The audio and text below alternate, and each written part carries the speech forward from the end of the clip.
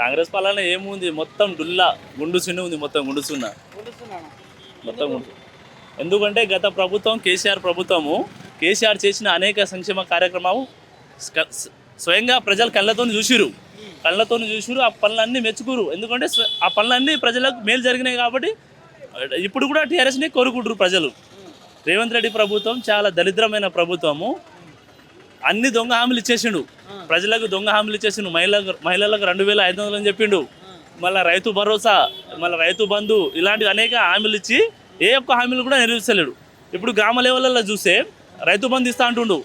రైతు బంధు ఈ రోజు స్టార్ట్ చేస్తే 6 నెలల వరకు రైతు బంధు పడుతుందంట. అంటే యాక్చువల్గా రైతు బంధు ఎప్పుడు పడాలి ప్రజలకు? సకాలమైన కాలంలో ప్రజలకు రైతు బంధు పడితేనే అది పంటకు అవసరం ఉంటుంది, అవసరానికి వస్తుంది.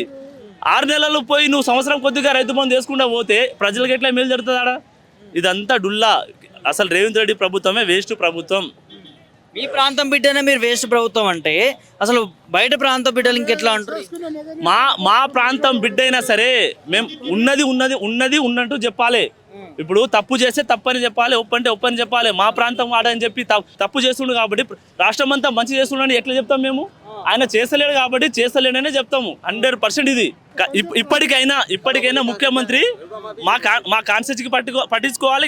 తెలంగాణ రాష్ట్రం మీద దృష్టి పెట్టి ఇప్పటికైనా బుద్ధి తెచ్చుకొని ప్రజలకు మంచి పరిపాలన ఇవ్వాలని కోరుకుంటున్నారు. కల్లకుర్తిలో ఏముంది, మొత్తం గత ప్రభుత్వం చేసిన పనులు కనిపిస్తున్నాయి. ఇప్పుడు గత ప్రభుత్వంలో చేసిన టీఆర్ఎస్ పార్టీలో ఎమ్మెల్సీగా చేసిన కాశిరెడ్డి నారాయణ రెడ్డి కాంగ్రెస్ పార్టీలో పోయి ఎమ్మెల్యేగా గెలిచినా కానీ ఏముంది, వస్తుండు అట్లా ఏదో చిన్న ప్రోగ్రాం చేసుకుంటే పోతుండు. అంతేగాని ప్రజలకు ఉపయోగపడే సంక్షేమ కార్యక్రమాలు ఏవి లేదు.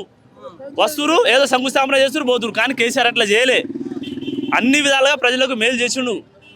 ఇప్పుడు ప్రజలందరూ ఇప్పుడు ఎందుకు అయ్యా మేము కేసీఆర్కి ఓటు వేయలేదు, ఎందుకు కేసీఆర్కి ఓటు వేయలేదని చాలామంది బాధపడుతున్నారు.